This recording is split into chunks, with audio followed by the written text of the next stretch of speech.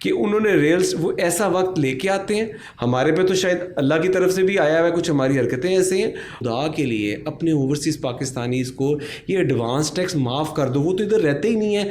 اپنے جو ہمارے نئے ووٹرز ہیں نا, میں ان کے لیے ایک ایڈوائز ہے کہ ان کو بہت کیئرفل ہونا پڑے گا. اگر خدا نہ خواستہ کل کچھ ہو جاتا ہے تو نہ چھت ہے نہ پاؤں ہے. لیکن 1000 ووٹ لے کے آئے, اگر یہ 1000 بندہ ہے تو اگر میں 1000 پلاٹ دیاں گا تو میرا 1000 پلاٹ وک جائے گا. لوگوں کا پلان انویسٹمنٹ کرانا نہیں تھا, لوگوں کا پلان چھری مارنا تھا. تو وہ کوئی ایسا بندہ نہیں ہے ہماری انڈسٹری میں جس نے مجھے چونا نہ لگایا ہو, to be very honest with you.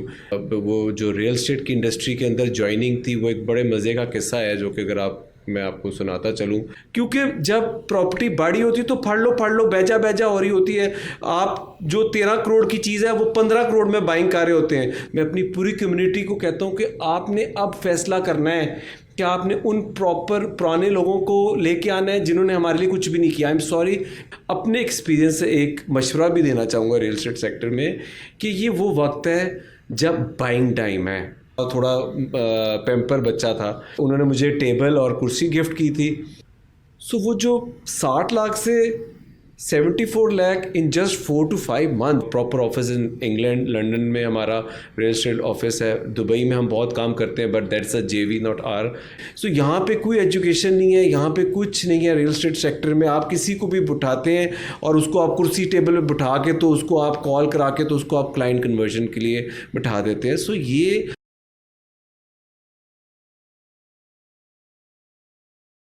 السلام علیکم ویورز, دس از می ملک شہزاد اور آپ دیکھ رہے ہیں میرے ساتھ re talks by royal real estate talk. اور آج ہمارے ساتھ موجود ہیں ایک ایسی شخصیت جنہوں نے ینگ ایج کے اندر بہت سے ریئل اسٹیٹ مراحل کو اچیو کیا, اور آج انہوں نے ریئل اسٹیٹ کمیونٹی کو 180 ڈگری کے اوپر بالکل انہوں نے چینج کر دیا ان کی تھنکنگ کو.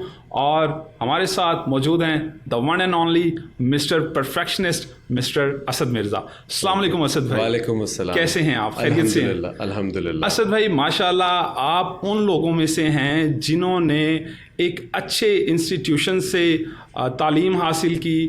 میرے خیال سے یہ کہنا بالکل بھی غلط نہیں ہوگا کہ آپ پاکستان کے سب سے بڑے ادارے HSN کالج سے آپ نے اپنی ابتدائی تعلیم حاصل کی, اور اس کے بعد آپ نے لنڈن میں جا کر اپنی گریجویشن کمپلیٹ کی, اور دوبارہ سے آپ پاکستان کے اندر ہی آ گئے اپنی ہی کمیونٹی کو سرو کرنے کے لیے. آپ سے پہلے ریئل اسٹیٹ کمیونٹی کے اندر ایک جو پرانا ٹرینڈ تھا جس کو ہم لوگ گاما ماجا والا ٹرینڈ کہتے ہیں, کہ جس گھر کے اندر بندہ بالکل بھی جو پڑھا لکھا نہیں تھا, ویری سوری ٹو سے دیز ورڈز, جو کہ نکارا تھا, اس کو اٹھا کے وہ ریئل اسٹیٹ کے اندر اس کو ڈال دیتے تھے کہ اور وہ وہاں سے اپنی رزق روٹی کی تلاش کرتا تھا. لیکن آپ کے آنے سے آپ نے اس کمیونٹی کو اور اس انڈسٹری کو ایک 180 ڈگری کے اوپر آپ نے چینج کیا اس کی تھنکنگ کو, اور بہت سی انوویشنز لے کر آئے. اور کیا کہتے ہیں آپ اس حوالے سے؟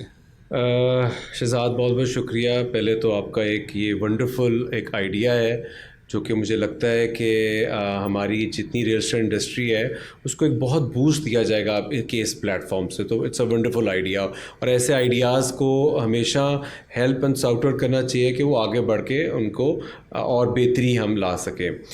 الحمدللہ جیسا آپ نے بتایا, میں نے اپنا HSN کالج سے اپنی اسکولنگ وغیرہ کی, پھر میں نے اپنا گریجویشن LSE سے کیا, پھر MBA کیا لنڈن سے ہی, لنڈن میٹروپولیٹن یونیورسٹی, ایک بڑی اچھی بزنس یونیورسٹی تھی, وہاں سے میں نے اپنا ماسٹرز کیا. اور وہ جو ریئل اسٹیٹ کی انڈسٹری کے اندر جوائننگ تھی وہ ایک بڑے مزے کا قصہ ہے جو کہ اگر میں آپ کو سناتا چلوں. میں اپنی لنڈن MBA کر کے تو پاکستان میں اپنے پیرنٹس کو ملنے کے لیے آ رہا تھا.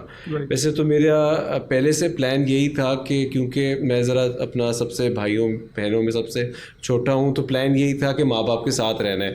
شروع سے انہوں نے مجھے اپنے ساتھ رکھا, تھوڑا پیمپر بچہ تھا.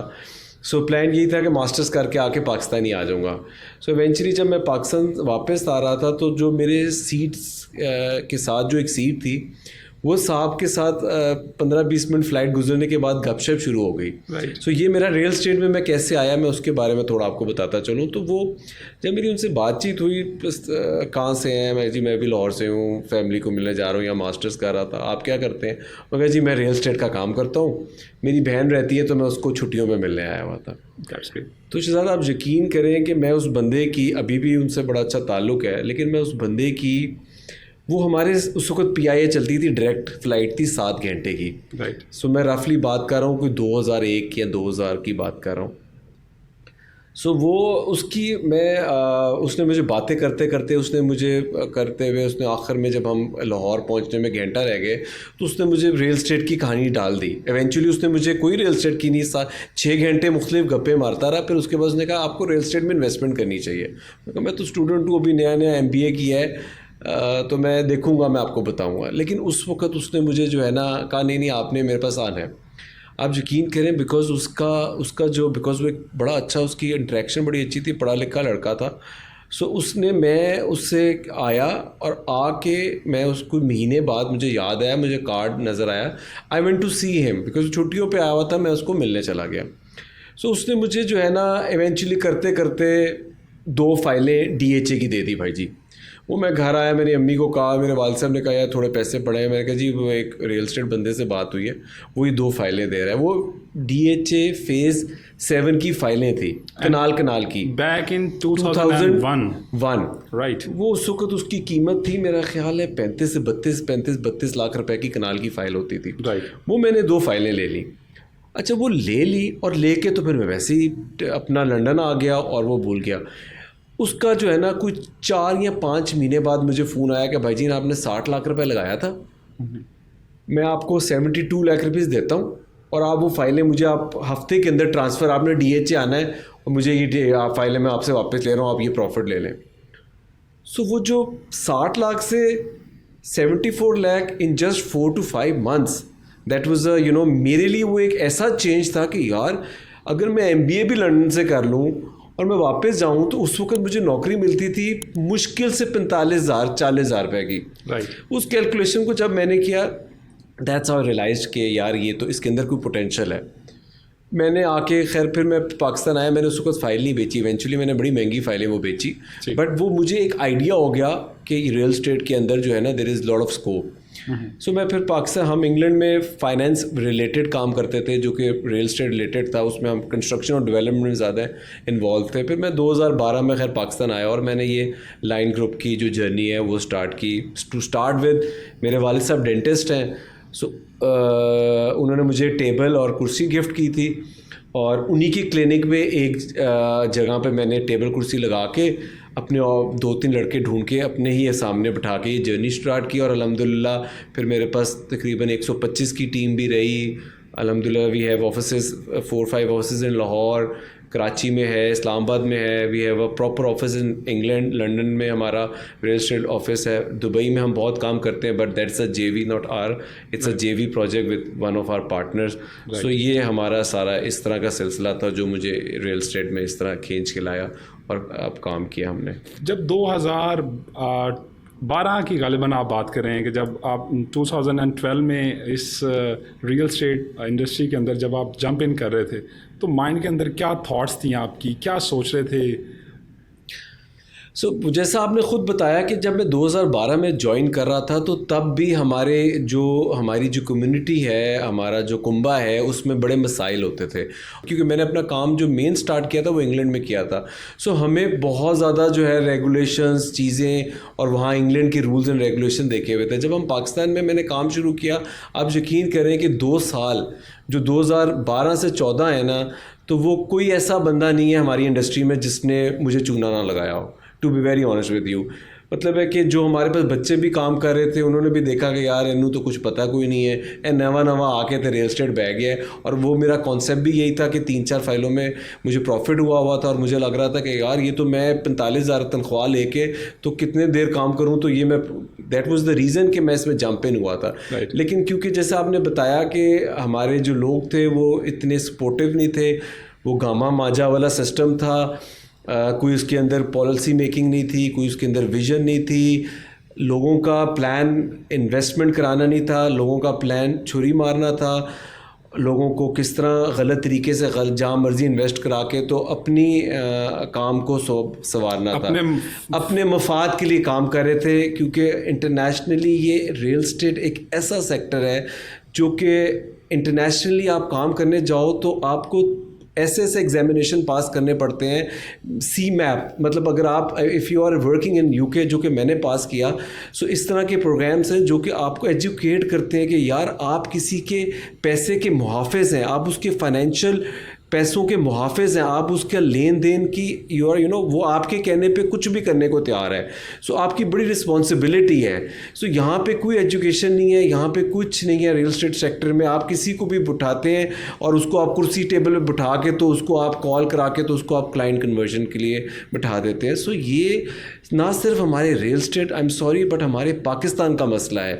اس پاکستان میں بھی ریل اسٹیٹ تو ایک سیکٹر ہے نا, کسی بھی انڈسٹری میں سسٹمز نہیں ہیں, رائٹ, کوئی ریگولیٹری باڈیز نہیں ہے, کوئی پوچھنے والا نہیں ہے, جس کی جو ہے نا ڈنڈا اس کی بھینس, رائٹ, والا کانسیپٹ ہے. So coming back to the point کہ جب میں نے یہ ساری چیزیں 2012 میں سٹارٹ کی تو مجھے بہت سے لوگوں نے ہماری انڈسٹری میں بتایا کہ یار ہم جو ہے نا we are not straight people, ہم یہاں پہ کوئی کسی کا مورل نہیں ہے, کوئی کسی کی ویلیوز نہیں ہے, جس کا جدھر ڈنڈا چاہتا ہے, جدھر جس کا دل چاہتا ہے وہ اس کو بیچتا ہے, کاٹتا ہے, وہ والا کانسیپٹ تھا. بٹ ایونچولی میں 1-1.5-2 سال بڑا ڈسٹرب رہا, لیکن پھر ادھر رہ کے ادھر کے لوگوں کا جب مجھے پتہ لگ گیا کہ بھائی یہ ان کا یہ کانسیپٹ ہے, پھر میں نے اپنی طرف سے بہت کوشش کی اس اس ریل اسٹیٹ سیکٹر کو بہتری لانے کے لیے کہ ہم کس طرح کام کر سکتے ہیں.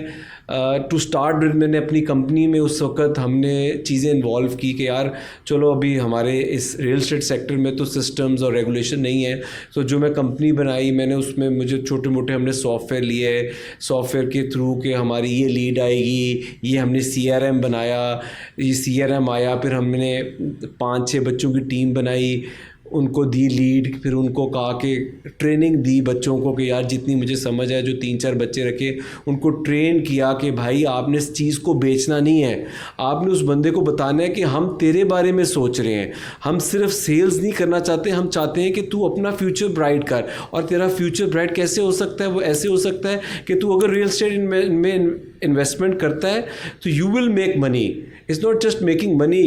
اگر فیوچر میں سو انٹریکشن کیا, بچوں کو ٹرین کیا, جو الحمدللہ میرے جو وہ ابھی بھی جو 5 بچے ہیں اس وقت ان کے اپنے آفیسز ہیں, وہ اچھے بھلے زبردست سیٹ ہو گئے ہیں اور انہوں نے میری والی چیزوں کو اڈیپٹ کیا اور آج وہ بھی اس ریل اسٹیٹ انڈسٹری میں اپنا پورا کردار پہ کر رہے ہیں. سو وہ مجھے خوشی ہوتی ہے کہ جن لوگوں کو ٹرین کیا, جو چیزیں سکھائی جو اچھی تھی وہ انہوں نے اڈیپٹ کی اور وہ آگے لے کے چل رہے ہیں. ماشاء اللہ, دیٹس گریٹ. مجھے بتائیے گا کہ ماشاء اللہ جرنی تو آپ کی ایک بڑی ٹفسٹ حالات کے اندر جو ہے وہ آپ نے اس سیکٹر کے اندر جمپ ان کیا, اور جیسا کہ آپ نے بتایا کہ اس وقت میں بہت سارے لوگ تھے جنہوں نے آپ کے ساتھ ویری سوری ٹو سے ہینڈس کیے, بالکل رائٹ, اور ابھی بھی ڈیفینیٹلی کہ وہ اسی مارکیٹ کے اندر اویلیبل ہیں لوگ اور ان سے ملاقات بھی آپ کی ہوتی ہے. اور کیسا فیل ہوتا ہے کہ یار ان لوگوں نے اس وقت میں میرے ساتھ بڑی زیادتی کی اور آج بھی ہم لوگ الحمدللہ پھر بھی ساتھ میں چل رہے ہیں؟ صاحب میں نے زندگی میں یہ چیز سیکھی ہے کہ آپ کو معاف کرنا چاہیے, رائٹ, اور میں ان کو کہتا ہوں کہ وہ میرے استاد تھے, انہوں نے مجھے سکھا دیا کہ یار یہ دنیا آسان نہیں ہے, تمہیں اپنے یہ جو تم اپنے مورلز اور ویلیوز لے کے آئے ہو اس کے اوپر چلتے رہو گے تو تمہیں لوگ کھا جائیں گے. اگر میں ٹپکلی اس سچویشن میں تھا کہ میں نے اپنے لوگوں کو انویسٹ کرایا, سو وہ ان کو اپنی دہاڑی کے پیچھے میری اپنے لوگوں کے ساتھ غلطیاں بھی ہوئی کہ وہ میرے سے ناراض ہو گئے, رائٹ, بٹ میں نے یہ زندگی میں چیز سیکھی ہے کہ آپ کو معاف کرنا چاہیے. اور آپ کو اگر آپ قرآن مجید کو بھی پڑھیں تو ہر جگہ یہی ہے کہ بھائی آپ نے معاف کرنا ہے. بالکل. سو اس نیت کو لے کے چلا کہ معاف کیا اور یہ سیکھا کہ یہ استاد ہے بھائی, اس نے سکھایا ہے کہ آگے بھی جانا ہے نا تو یہ جو مرحلہ ہے نا اس پہ اسٹرانگ ہو کے جانا ہے, نہیں تو یہ تمہیں ڈنڈا, ابھی تو انہوں نے صرف چھریاں ماری ہیں, ڈنڈے بھی ماریں گے. بہت ہی سو الحمدللہ اس سے سیکھا, اور سب سے بڑی چیز یہ سیکھی معاف کیا. اور ابھی بھی کچھ وہ ان میں سے چند لوگ ہیں ان کے ساتھ ابھی بھی کاروبار بھی کرتا ہوں. کوئی بات نہیں, معاف کیا. اب وہ چیز سمجھتے ہیں کہ یہ چیز کو سو وہ اٹس جو آپ کرتے ہیں کسی کے ساتھ وہ اس کے ساتھ جو ہے نا سامنے آ جاتا ہے. Exactly, yes. سو ہم نے معاف کر کے چلا ہے, ابھی بھی ان کے ساتھ کاروبار کر لیتا ہوں. بہت کم لوگ ہوتے ہیں جیسا کہ ماشاءاللہ آپ کی طرح وہ لوگ سوچتے ہیں, اور اللہ کے ساتھ ان کی ایک بڑی اٹیچمنٹ ہوتی ہے. ڈیفینیٹلی کہ جب آپ اپنے فیصلے اللہ کی ذات پر چھوڑ دیتے ہیں تو اللہ تعالیٰ کی ذات بہتر سبب جو ہے وہ پیدا کرتی ہے, اور الحمدللہ انسانوں کے لیے کامیابیاں اور کامرانی جو ہے وہ قدم چومتی ہیں. ایسا ہی ہے. مجھے یہ بتائیں اسد بھائی, ریئل اسٹیٹ کے اندر آپ آ گئے, آپ نے ماشاءاللہ بڑا کام کیا, اور ہمارے ریئل اسٹیٹ کے جو ایجنٹس تھے ان کو آپ نے اس مارکیٹ کے اندر بہت ہی رسپیکٹ دلوائی. اب پہلے جیسا کہ آپ کو بتایا کہ ایک typical word, very sorry to say, dealer کا ہم لوگ کہ پراپرٹی ڈیلر کا ہم لوگ ورڈ یوز کرتے تھے, لیکن آپ کے اس سیکٹر کے اندر جمپ ان کرنے کے بعد آپ نے اس ڈیلر ورڈ کو چینج کر کے ریئل اسٹیٹ ایجنٹ کا آپ نے اس کو درجہ دیا, اور جو کہ ایک بولنے میں بھی اور سننے میں بھی آپ کو ایک بہت اچھا فیل دیتا ہے. مجھے بتائیے گا کہ آپ نے انٹرنیشنلی بھی ماشاءاللہ بہت سرو کیا ہے. آپ نے یو کے اندر, یو اے ای کے اندر آپ بتا رہے ہیں, ڈفرینٹ پروجیکٹس کے اندر آپ لوگ کام کر رہے ہوتے ہیں. تو یہ اتنا سارا پاکستان میں بھی آپ کام کر رہے ہیں, یو کے میں بھی کر رہے ہیں, یو اے ای میں بھی کر رہے ہیں, تو یہ ساری چیزیں اتنی ینگ ایج کے اندر آپ کیسے مینیج کر لیتے ہیں؟ زیادہ ینگ اتنی ایج نہیں ہے الحمدللہ, اب تو کافی ایج ہو گئی ہے, لیکن یار اس کے اندر اللہ تعالیٰ ہاتھ پکڑنے والا ہے. میں نے اس چیز میں بھی پھر میں آپ کو پھر وہی بات کروں گا کہ میرے نزدیک نیت جو ہے نا وہ بڑی امپورٹنٹ آپ کی لائف میں کام کرتی ہے.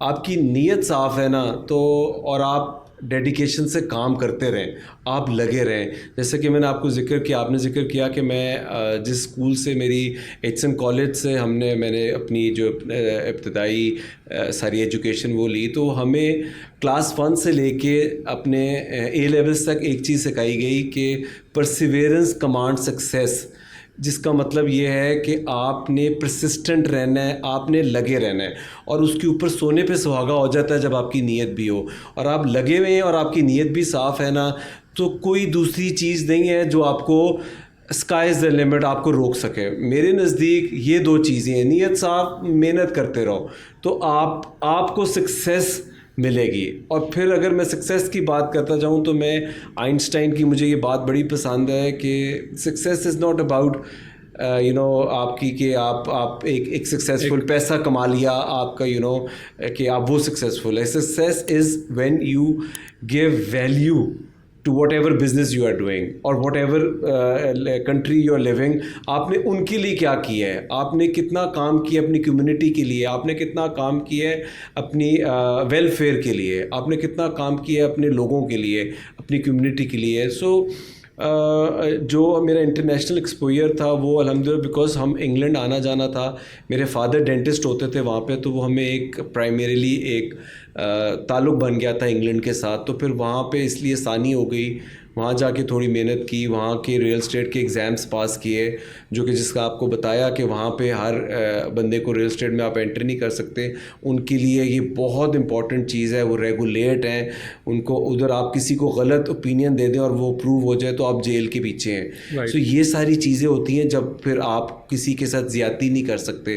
اس لیے ہم نے ہمیشہ, میں نے اپنی سطح تک, ابھی میری پچھلے دنوں ایک بڑے اچھے ہمارے جو گورنمنٹ آفیسر ہوتے ہیں, یہ جو senior member board of revenue, جی بیوروکریٹ ہوتے ہیں, senior member board of revenue SMBR, میری ان کے ساتھ ملاقات ہو رہی ہے. میں ایک بہت کوشش کر رہا ہوں, ایک بہت پلان کر رہا ہوں کہ ہم اپنی انڈسٹری کو دوبارہ سے ریوائیو کریں اور ٹرسٹ فل, کیونکہ ہمارا جو اوورسیز پاکستانی ہے میرے خیال سے وہ ہمارا احساسہ ہے, اور ہمارا اوورسیز پاکستانی اس وقت ڈسٹربڈ ہے بیکاز آف ہمارا جو جتنا بھی یہ جو ریئل اسٹیٹ کا سیکٹر میں جو یہ فائلنگ اور لوگوں کے ساتھ فراڈ اور وہ سب کچھ ہوا.